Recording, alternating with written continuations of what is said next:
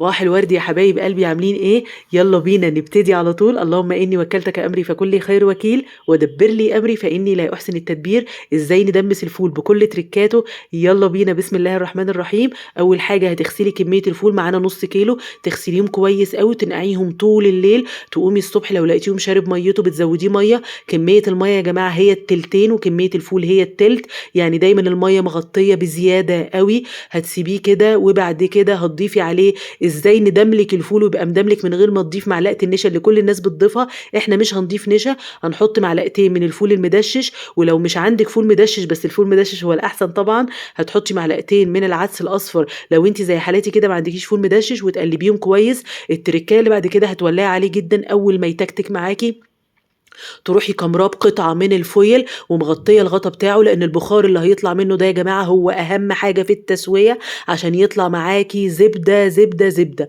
التركايه اللي بعد كده، اول يا جماعه ما تبصي عليه كل نص ساعه، كل نص ساعه لازم تبصي عليه. لازم الميه تبقى غمراه تماما. الكاتل بتاعك او البراد فيه ميه سخنه باستمرار، تزوديه كل نص ساعه، وتفضلي تقلبي من تحت لفوق عشان يفضل كله سمك واحد، مش تقيل من تحت وميه من فوق. هتلاقيه كله حاجة واحدة وسوى واحد. يلا بينا نبتدي الدقة بتاعتنا، دقة الفول الجميلة اللي بنجيبها من المحلات.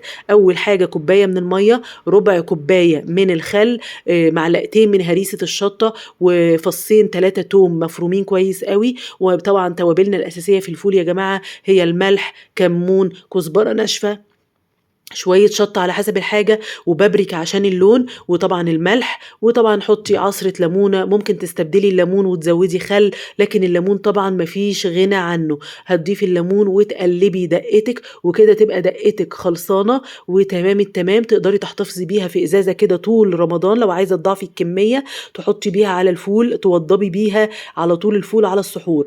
تاني حاجة بشاميل الفول او الطحينة اللي بتضيفها، اللي بيضيفوها برضو في المطاعم. هنحط 4 معالق من الدقيق، عليهم كوباية من المية، نحطهم في بطرمان كده عشان يدوبوا كويس قوي. ودي أسهل طريقة لتدويب الدقيق أو تنعيم الدقيق كده مع المية أو البشاميل على البارد. وبعد كده هتنزلي بشوية ملح، كزبرة، كمون، شطة، وفص من التوم مهروس، وتبدأي تدوبيهم كويس قوي قوي مع الدقيق والمية. وبعد كده يا جماعة هتبدأي تكوني محضرة عندك يا إما ربع كوباية من الطحينة أو نص كوباية حسب المتوفر عندك، كله شغال. احنا هنا بنضاعف كمية الطحينة، وفي نفس الوقت بتوصلي لأحلى نتيجة للطحينة اللي بتحطيها على الفول. هنا انا بوريكي الخل. الخل ده هو الماده الرابطه، هنستخدمها في الاخر خالص. بعد كده هنضيف كميه الطحينه، انا كنت حاطه ربع كوبايه، هتضيفيها هتبصي تلاقي بقى السمك معاكي تقل جدا يا جماعه. طبعا السمك اول ما يتقل معاكي هتبداي بصي هتلاقيه تقيل جدا. هنا انا محتاجه ميه. طب ليه احتاجتي ميه ما تضيفي الخل؟ لان الخل هيزود التقل، فما ينفعش اضيف الخل، لازم اضيف شويه ميه الاول اخفي بيها الطحينه اللي معايا. بعد كده هنزل بالخل بقى سرسوب من فوق كده، حاجة بسيطة. اوعي تضيفي الخل كده مرة واحدة، الخل حبة حبة عشان توصلي للسمك اللي انت عايزاه. هنضيف الخل، وبعد كده انت خلصتي معاكي احلى بشاميل فول، او تقدري تقولي الطحينة اللي بتضيفيها على الفول، او الصوص اللي بنحطه على الفول، كله جميل. وهتضيفيها برضو في ازازة كده تقدري تحتفظي بيها، وتعملي منها ممكن تضاعفي الكمية برضو، وتبقى عندك وموفرة عليكي خالص توضيب الفول تماما. كده خلصنا أول وصفة، نبتدي بقى في أول وصفة من وصفات الفول الجميل. هنبتدي كده أول وصفة، نحط كمية حلوة كده من الزيت، طبعا انتوا عارفين ان الفول بيحب الزيت قوي. وبعدين هنبقى محضرين بصلاية مبشورة، نشوحها كويس قوي في الزيت. وبعد كده يا جماعة نبقى محضرين بقى معانا فص كده أو فصين من التوم، تمام. وتبقي محضرة بقى في حدود طماطمتين، يا إما بشراهم أو ضرباهم في الخلاط براحتك خالص. أنا كنت منزلاهم قطع زي ما انت شايفاها، مقطعاهم قطع عادي خالص، ده كسل مني بقى.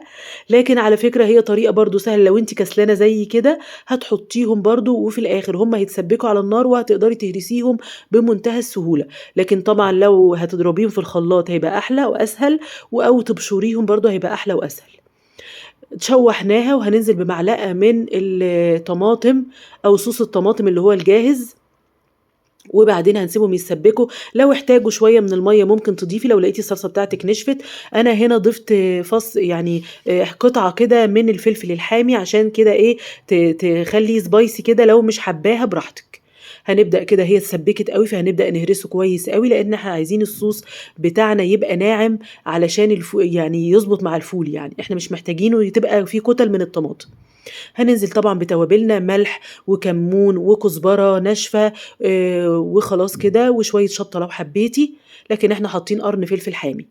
هننزل بشوية الفول ونبدأ كده نهرسهم. عايزة برضه تضربي الفول في الخلاط أو تهرسيه برّه كويس براحتِك خالص، لكن أنا هنا ضِفته، ولإنه مستوي كويس هتهرسيه بالهراسة كده على النار، هيتهرس بمنتهى السهولة. حطينا رشة من البقدونس وحطيناه في طبقنا، وشوية الزيت الحلوين، وزيناه بقرن فلفل حامي. تحفة يا جماعة جدًا.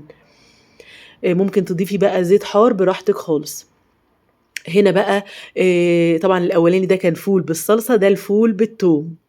هننزل بفصين 3 من التوم مهروسين مع قرن فلفل حامي وقرن فلفل يعني أخضر عادي رومي.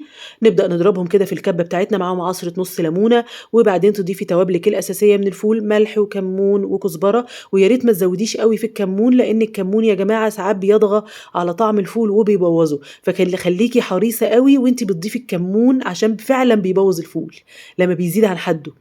هتضيفي كمية الفول المناسبة بقى، كبشتين 3 كده من الفول، وهنبدأ نهرسهم كويس. عايزة برضه تضربيهم في الخلاط من الأول لو أنتِ بتحبيه ناعم أوي، عايزة تهرسيه برّه ما فيش مشكلة. هنا أنا هارسه بالهراسة، بكوباية، الهراسة بتاعة التوم، ما فيش أي مشكلة، إيه اللي موجود عندِك بيسِد. والله بشوكة عادي برضه، لإنه طبعًا هيبقى مستوي معاكِ فمش هيحتاج هرس خالص. هنضيف بقى بشاميل الفول اللي إحنا كنا عاملينه كده، وممكن تحطي طحينة سِك خالص تبقى جميلة برضه. هنا هنبدأ بقى نزيّنه كده، عملنا له كده بالمعلقة كده تزيينة، ونحط بقى شوية من الدقة اللي كنا عاينينها، عليها طماطمتين وشوية بقدونس كده على الجوانب، وشوية الزيت الحلوين، وبالهنا والشفا. الوصفة اللي بعد كده شوية زيت في الطاسة بتاعتنا، وبعدين هنبقى محضّرين بقى شوية خضار حلوين كده، فلفل أحمر، فلفل أصفر، فلفل أخضر، فصّين من التوم، بصلاية مقطّعة صغير، وهنبدأ ننزل بيها كده نشوّحها. تمام. طبعًا إحنا ما بنحمّرش البصل خالص يا جماعة في الفول، لكن إحنا بنشوّحه تشويحة كده حلوة ريحته تطلع. وبعدين هنضيف بعد ما نشوّح كده البصلاية، هنضيف لها فصّين من التوم برضه. وأول ما ريحة التوم تطلع، إحنا هنا يا جماعة عايزين الخضار بتاعنا بيقرش زي ما هو، لإن دي اسمه سلطة فول. تمام. فإحنا مش محتاجين الخضار يبقى مستوي. إحنا عملنا من شوية فول بالصلصة، هنا ما بنبيّنش قطع الطماطم، فول لإنه فول بالصلصة، اسمها صلصة.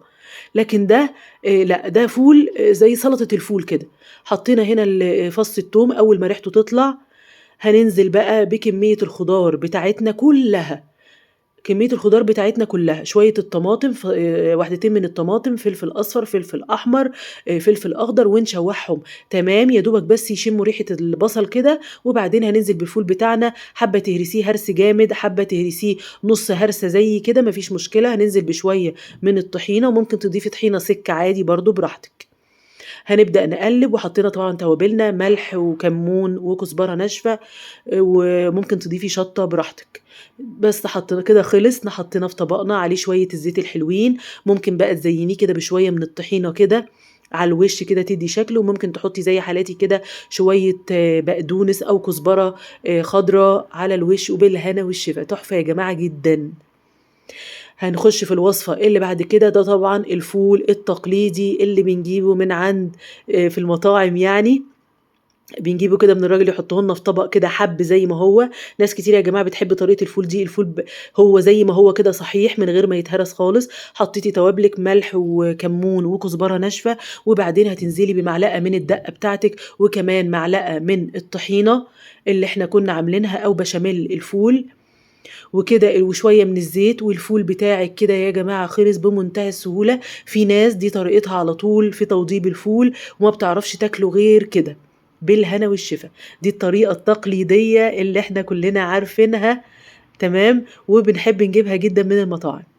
هنخش في الوصفة اللي بعد كده. الوصفة اللي بعد كده سهلة جدًا، لكن لو أنتِ عندِك بقى إحنا حطينا الفول في البرام عادي خالص وهنحط توابله ونحط شوية الخضار كده طازة من غير ما نشوحهم على النار. لو عندِك بقى شوية بسطرمة أو شوية سجق في طاسة، هتحطي بصلاية وفص توم وتنزلي بشوية الفلفل وتنزلي بشوية السجق أو البسطرمة وتشوحيهم وتنزلي عليهم بشوية الفول، وبعدين تحطيهم في البرام، وبعدين تحطي بقى كل اللي أنا هاحطه، حطيتِ توابلِك وتحطيهم في البرام وتحطي عليهم بقى البضاية اللي أنا هاحطها دي.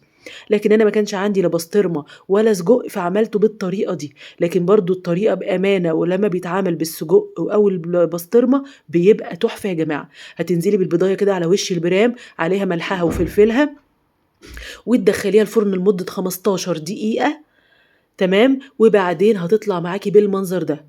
تحفة يا جماعة، شوية الزيت على الوش تحفة. طبعًا الطريقة اللي جاية هي الطريقة التقليدية للفول، الفول بالزبدة. الفول بالزبدة يا جماعة العشق بأمانة ما لوش حل، كل الناس بتعشقه بتموت فيه. طبعًا هنحط شوية الملح، اوعي تحطي أي توابل في الفول بالزبدة يا جماعة، يا دوبك الملح فقط بتحطيه وبعدين تكوني مسخّنة الزبدة بتاعتِك، بتسيبي قطعة كده في الزبدة عشان تحطيها على وش الفول، ما تقلقيش هي هتسيح لإن الفول أصلًا بتبقي حاطاه سخن. كمية الزبدة مش كتير ولا حاجة يا جماعة، بس هو مهم إن كمية الزبدة فيه تبقى حلوة علشان طعم الزبدة لازم يبان فيه. ممكن تحطي سمنة بلدي لو عندِك سمنة بلدي سِك مش مخلطة، هيبقى تحفة برضه.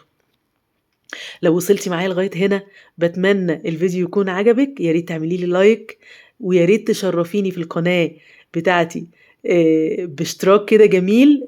يا ريت فيديوهاتي تعجبكم دايمًا، أتمنى لكم دايمًا حياة أفضل، أتمنى إن رمضان ييجي علينا جميعًا بالخير والسعادة.